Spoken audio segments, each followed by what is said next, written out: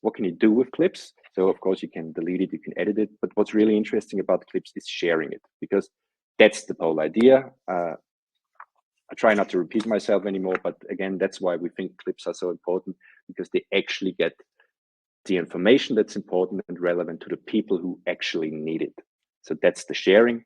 Before we look into that in more detail, I'm just going to show you quickly what happens with clips. So if you create the clips, analyzing all your different user tests, you can see the clips here in a list. And then in this case, for example, I used a few hashtags also. And what I can do here is I have these filters on top where, for example, there's a special task that I'm very interested in, where there are, some clips that I might want to share with people. Or in this case, for example, text. So what I did there is, open the filter and I looked at all the text that are kind of negative, like user frustration, user confusion, usability issue, and just filtered those. So I see like a list of all the problems that I found, a list of all the problems that I find worth being shared with people. So that's already kind of a useful feature there. And what's nice about this is you can see, if you look at the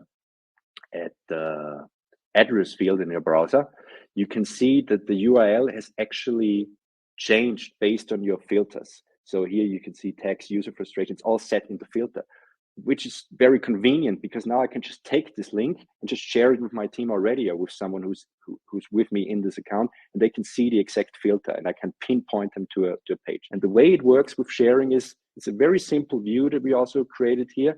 You will see, like, that's what we're really trying to do, make things so simple that you actually look at them and feel like, well, why is he hyping it so much? It's so simple. And that's it. It's so simple, it's so obvious, but it takes a lot of work to get there, as many of you will obviously know. But anyway, sorry. If you share a clip, there's two ways to do it. One is you can share it with an restricted access, or you can make it available to anyone. And that's something we learned the hard way, actually, in our consulting business. Like, you can do a brilliant job at analyzing your user test, and everything's wonderful, and you want to share your results. But if you want to share anything with someone who needs to create an account to actually look at the results, they're probably not going to do it too often, especially those people who are important. So there needs to be this access for anyone version of it. How it works, I'm going to show you now. So this is the page you see when you share a clip.